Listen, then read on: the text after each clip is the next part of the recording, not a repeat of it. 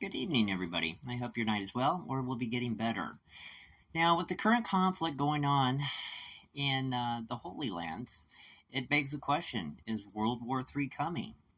Now, I don't know if this current conflict will be the catalyst for it, but I do know this: there's a lot for everybody to gain and lose from this.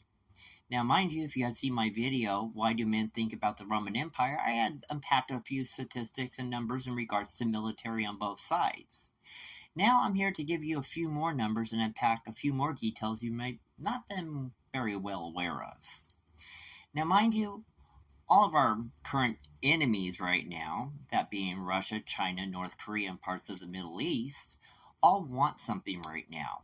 Mind you, Russia wants Ukraine, North Korea wants South Korea, and China wants Taiwan. And mind you, the Middle East just has a bone to pick with everybody.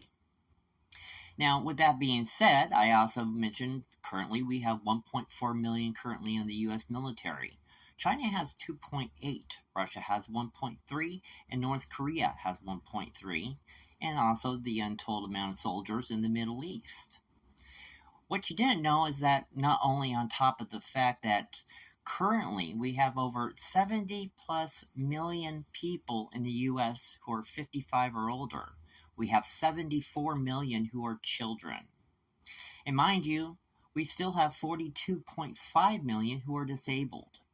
That is not also to count the fact that we had half of the male Democrats who were just recently polled said they would flee before they would fight for the United States. I'm not kidding. This ain't looking good. And also, mind you, the fact that half of this country is overweight, obese, that we have a mental health problem, and we have a drug addiction problem. So, mind you, if we actually needed people, or they should say boots on soil at this moment, half this country isn't even in enough shape to do that. Yeah, we are at a major disadvantage, and I know people are going to say we have great weapons, we have great strategic minds. Well, so do they.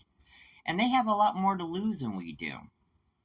So it begs the question, can we afford to keep on getting into other people's conflicts? I don't care if it is Israel.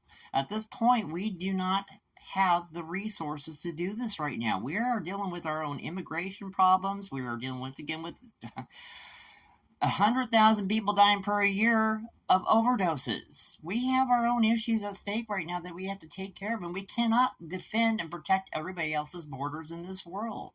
This is becoming more of a religious conflict than anything else. And I know this has a lot to do with the Christian and the Catholic faith that are putting their hat in the ring, per se. They feel that this is a religious conflict, as opposed to, mind you, this is a conflict that has been going on for decades. All they really want is some freedom. They want to be able to truly settle themselves down.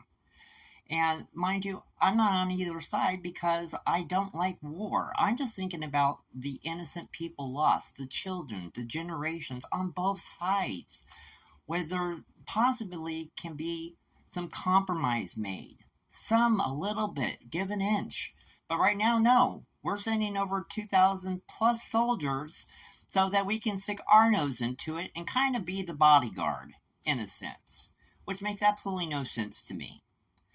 And I do understand that certain conflicts have to be taken care of only for the fact that the ramifications of being able to get a hold of certain territories can make it a lot worse.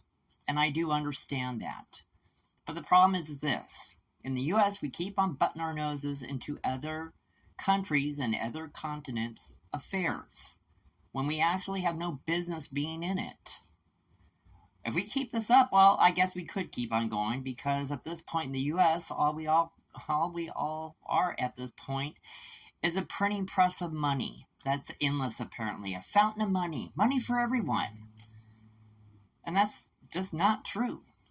We're learning that with our own immigration problems in this country right now, where it is literally bankrupting major metropolitans.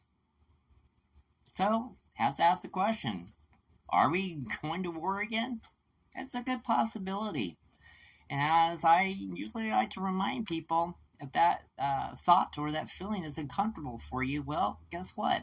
Either you need to buckle up or find a leather strap and bite on down, because it's going to be a bumpy ride. That is just my thought. That is just my opinion.